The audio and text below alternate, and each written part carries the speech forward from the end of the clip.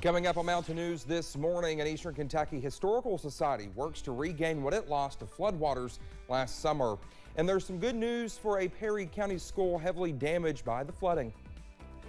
Dedicated to Eastern and Southern Kentucky, this is WYMT Mountain News this morning. Coming up on 5:34 here on your Monday morning, I'm Dakota Makris. Good morning. Let's take it on over to Brandon for a check of that forecast this morning. And really, I guess maybe some good news, Brandon. Really nothing to watch, maybe then some fog that rolled in a little bit later earlier this morning. Yeah, there we go. Yeah, exactly. So we're looking fairly mild out there to start the day. A little fog as we look down on the valley from the Buffalo Mountain camera. Had to readjust it just a second ago, but you see that we're looking at a little bit of action there as we head to the first part of your morning. Down in the valleys, light already trying to break, so partly to mostly cloudy skies as we head through parts of the day today. So just continue to watch that. We'll see the possibility for some scattered rain chances a little bit later on this afternoon. Temperatures fairly mild, 54 to 65. That's our range out there this morning, so not too bad as you start your day. A little bit cooler than yesterday. We started out a little bit on the cooler side this morning than yesterday morning by about several degrees there. 24-hour temperature difference, about 9 degrees here in Hazard, 6 degrees in Pikeville, 7 degrees in Prestonsburg, colder, and then 8 degrees in London. Now, again, partly to mostly cloudy skies for much of the day. I think deeper into the day we get, we see the possibility for showers start to pick up, widely scattered chances for rain. But tomorrow, that's a different story. We'll talk more about it coming up here in just a few minutes. Dakota? Brandon, thank you. The July flood led to organizations across the region losing valuable artifacts showing Appalachian history. WYMT's Chandler Wilcox reports on how one Eastern Kentucky History Society is working to regain what was lost to the water. For years, the West Letcher Oral History Society kept historical records in the Blackie Public Library. When floodwater rushed through in July, their documents were lost. We lost all of our binders. We had veterans, we had midwives, coal mine deaths. We had all kinds of information and we lost every bit of it. Many days since have been spent recovering any kind of documents they can get a hold of. Some of their records were stored on computers. Any coal mine deaths, anything that way, I can look up death certificates and things that way and usually find it. Recovering everything, however, is taking time, so they are looking for help from the community. So we're trying to recoup and gather all of it back. So anybody out there that's got a veteran that they would like to see in our book. The group feels Letcher County history is too important to not try preserving. You know, we just try to help the people, do everything we can. We have also put markers on unmarked graves. If someone in their family or they know who it is, we can mark the graves. The Blackie community is working to rebuild from flood damage while trying to recover anything that was lost. In Letcher County, Chandler Wilcox, WYMT Mountain News. The West Letcher Oral History Society meets on the first Monday of each month in the Blackie Public Library. Well, there's some good news for a Perry County school heavily damaged by the flood. The Buckhorn School posted an update from Superintendent Kent Campbell on Facebook on Saturday. Campbell says the reconstruction design for the school is done and documents have been given to the construction manager to proceed with bid specifications. Construction is expected to begin this month. Right now, Buckhorn and Robinson Elementary students are sharing the old A.B. Combs building. Hundreds gathered at Keeneland in Lexington during the weekend, but not to see the horses. As Samantha Valentino shows us, they were there to walk, raising awareness for heart disease.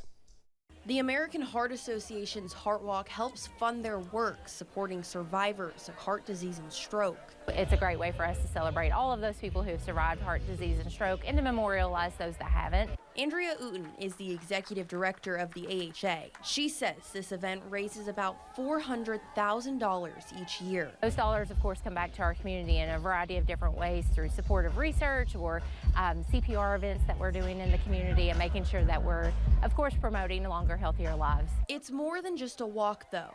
For many, it can be therapeutic, a time to share their stories. And it is a really emotional time for a lot of people that come out because they are thinking about their own health, the many things that they've survived themselves or their family members that maybe they've lost. Among the survivors taking the walk along Keeneland's grounds, EKU head football coach Walt Wells. Wells suffered a cardiac episode in his office last year. The next thing I know, I wake up 4 days later in UK hospital.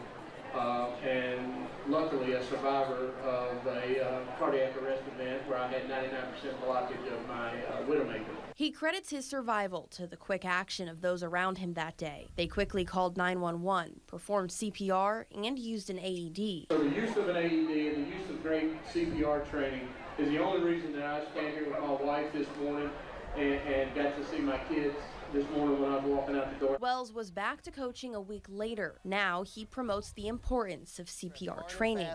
Right in the center of the chest. Many had the opportunity to learn hands-only CPR after completing the walk. Keeping blood moving through the body, through the organs, through the brain, those important organs, it increases the chances of that person not only waking up, but waking up with a good quality of life. In Lexington, Samantha Valentino, WKYT. The American Heart Association says receiving CPR can triple your chances of surviving cardiac arrest. People also came out this past weekend to enjoy a bit of family fun in Pike County. Elkhorn City hosted its annual Apple Blossom Festival on Friday and Saturday, allowing families to have some fun and for local businesses and vendors to show off their stuff. Rhonda Blackburn lives in Elkhorn City and says the festival has been held in this small town since 1978. She says after 2020 and 2021, the festival shrunk a bit, but it's blossoming once again. COVID really kind of took a hurting on everything, and it's really starting to build back up, and hopefully every year from now on it'll just keep getting bigger and more people will come. And you know, Elkhorn is a beautiful town. It's a beautiful city, and it has so much to offer if people will just come and give it a chance. Well, Blackburn adds she remembers bringing her children to the festival each year, saying she hopes the event can help this small town grow as well. Hazard Community and Technical College hosted its first golf scramble in more than 1 decade. More than 50 businesses sponsored the event and dozens participated. HCTC President Dr. Jennifer Linden says HCTC was excited about the turnout and what could come from it.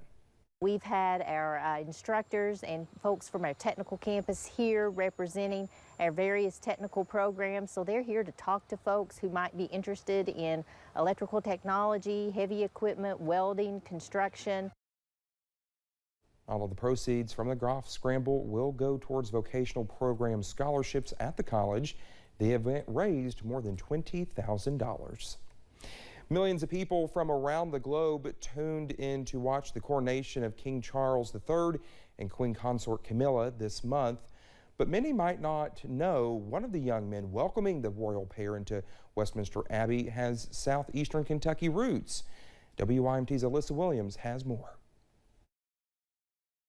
Born in Corbin, Kentucky, and raised in Lexington, Kentucky, 14-year-old Monisha Wignakumar is currently a student at the Westminster School in London, England. 7th grade was the first school year I had in England, and so that's when I joined Westminster School, and I've been a part of it until in year 8 we took a scholarship exam, and I got the scholarship, so that's how I became a Queen Scholar, but now King Scholar. During his time at the Westminster School, Wignakumar was selected as a Queen Scholar, which is now called a King Scholar following the death of Queen Elizabeth II. There are 8 kids who are chosen as Queen Scholars. Back then I was called Queen Scholars, and I was one of those. I was luckily one of those 8 people. And so the Queen Scholars, they play an important role in history. One major task the scholars have is to take part in royal coronations. It's only one, I think in February, of this year, after the Queen passed away, that it was confirmed that we would be taking part in the coronation. So our part was we were basically the first people to proclaim the King and Queen as they entered the Abbey. Wignakumar is just one of the several voices that echoed through the Westminster Abbey as King Charles III and Queen Camilla were welcomed in. It was only I think during the coronation that it truly hit me, how much of an honor it is to have such an amazing role in history. Wigna Kumar says he's proud to not only play an important role in history, but to also represent the Commonwealth while doing it. Well, I'm quite proud actually, because I'm the first Kentuckian King Scholar ever in history. So it's quite an honor to be representing Kentucky, and IS is a starting point for more kids like me to get an opportunity to take part in to be part of such a historical group, I guess.